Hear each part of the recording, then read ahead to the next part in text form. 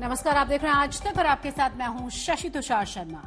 UP में सियासी पारा चढ़ रहा है और इस सियासत में ओवैसी पर हुए हमले ने आग में घी का काम कर दिया है। अब हमले को लेकर बड़ा खुलासा हुआ है, जहां आरोपियों ने कई चौंकाने वाली बातें कबूल की हैं। पुलिस को दिए अपने बयान में आरोपियों ने साफ कहा है कि मकसद ओवैसी की जान लेना था। वहीं ओवैसी ने अपने ऊपर हुए हमले को महात्मा गांधी से जोड़कर नई सियासत को जन्म दे दिया है।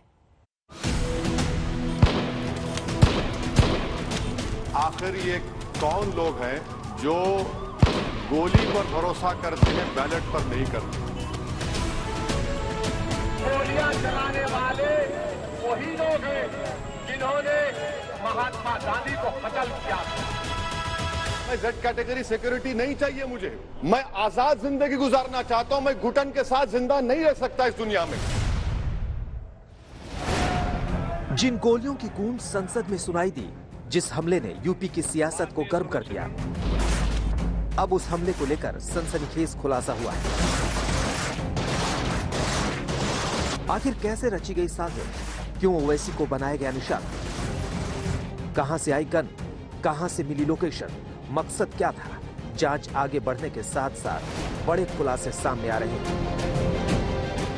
हमले के आरोपी सचिन और शुभम से पुलिस ने करीब 8 घंटे की पूछताछ की। आज तक के पास पुलिस में दर्ज बयान की एक्सक्लूसिव कॉपी है, जिसमें सचिन और शुभम का कबूलनामा है, जिनका मकसद ओवैसी की जान लेना था। गोलियां कार की नीचे की तरफ चलाई गई क्योंकि ओवैसी ने मुझे उस पर गोली चलाते हुए देखकर खुद को छिपाने की कोशिश की, नहीं तो मैं उसे मार डालता। आपने ओवैसी की गाड़ी में गोलियों के निशान देखे होंगे। गोलियां कार के निचले हिस्से में चलाई गई, जिसे लेकर कई बयान सामने आए। सचिन ने पूछताछ में इसकी वजह भी बताई। मेरी पिस्टल की मैगजीन में 5 गोली भरी थी। मैंने जैसे ही पहली गोली चलाई, ओवैसी ने देख लिया और जान बचाने के लिए कार के नीचे बैठ गए। तब मैंने गाड़ी के नीचे की ओर गोली चलाई। मुझे उम्मीद थी कि ओवैसी मर गए होंगे। हालांकि दोनों ने साफ किया कि उनका किसी भी राजनीतिक पार्टी से संबंध नहीं है, न ही इस हमले का कोई मास्टरमाइंड है। दोनों दोस्तों ने मिलकर प्लान बनाया, जिसकी वजह उन्होंने ओवैसी और उसके भाई के भड़काऊ भाषण को बताया।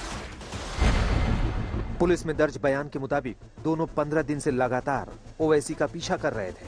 चुनावी सभा करने के लिए जहां भी ओवैसी जाते थे, वहीं पर दोनों आरोपी हमला करने के इरादे से पहुंच जाते थे। मेरठ में भी हमला करने का इरादा था, लेकिन भीड़ भाड़ के चलते मेरठ में हमला नहीं किया जा सका। ये दोनों सोशल मीडिया के जरिए ओवैसी की लोकेशन की रेकी करते थे। समर्थकों के पोस्ट से उसकी रैलियों की जानकारी इकट्ठा की। हमले के लिए किठौर से अवैध असलाह खरीदा था। मेरठ में भीड़ ने हमले के मंसूबों पर पानी फेरा तो दोनों ने टोल प्लाजा के पास हमला करने की साजिश रची। मेरठ से ऑल्टो तेज भगाकर ओवैसी से पहले टोल प्लाजा पहुंचे। गाड़ी पास के जंगल में खड़ी की। ओवैसी की गाड़ी की पहचान की और जैसे ही गाड़ी टोल नाके पर पहुंची, ताबड़तोड़ गोलियां चला दी।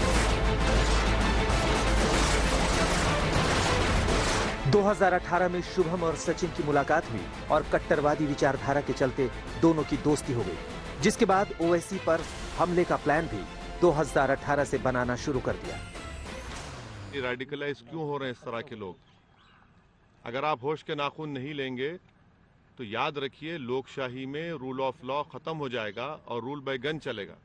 ये सरकार की जिम्मेदारी है। हमारी जान की कोई अहमियत और कीमत नहीं है। हम सब इस दुनिया से आए जाएंगे, मगर अगर ये रेडिकलाइजेशन बढ़ेगा जो फिर कम्युनलिज्म में और टेररिज्म में तब्दील हो सकता है। आपको पसंद नहीं है, मुझे पसंद नहीं है, तो आप कैसे जस्टिफाई करेंगे? हम उनसे इतना ही कहेंगे कि आप इन्वेस्टिगेशन अच्छा कराइए। आप ही की सरकार में आपने NSA लगा दिया था उन लड़कों को जो फेसबुक पर एक क्रिकेट मैच के बारे में कुछ लिख दिए थे। आप ही की सरकार ने कई दिन तक लोगों को पुलिस कस्टडी में रखा। इस केस में भी आप इंसाफ करिए ताकि उत्तर प्रदेश और जनता को मालूम हो जाए कि आप इंडिपेंडेंट हैं। आपने बड़ी बड़ी बातें की थी कि क्राइम खत्म हो गया, आपने कहा था ना, अब ये क्या है? आज ओवैसी हमले के बाद पहली बार सियासी मंच पर चढ़े तो हमले की तुलना गांधी की हत्या से कर डाली। गोलियां चलाने वाले वही लोग हैं जिन्होंने महात्मा गांधी को कत्ल किया था। ये 4 गोलियां चलाए हम पर, अल्लाह ने हमको बचाना था, मगर मैं उन लोगों को फिर से कह रहा हूं, मैं मौत से नहीं डरता हूं, इंशाअल्लाह ताला मैं नहीं डरता हूं। विपक्ष लगातार ओवैसी को लेकर बीजेपी पर निशाना साध रहा है। आज शिवसेना ने भी लखनऊ में ओवैसी पर हमले को लेकर बीजेपी को घेरने की कोशिश की। कुछ ना कुछ गड़बड़ है उसमें, कुछ रहस्य है, और रहस्य हमेशा राजनीतिक होता है। तो देखे, मैं निंदा करता हूं इस हमले की, चाहे हमारे घोर विरोधी है, लेकिन राजनीति में इस प्रकार के हमले, ऐसे हमले फिजिकल और बिलो द बेल्ट नहीं होने चाहिए, लेकिन अब ये हो रहे हैं। ये पूरा राजनीति का टेस्ट जब से बीजेपी सत्ता पे आई है तब से बिगड़ गया। बहरहाल आरोपियों के बयान के आधार पर पुलिस मामले की जांच कर रही है। मामले में बाकी पहलुओं को भी देखा जा रहा है।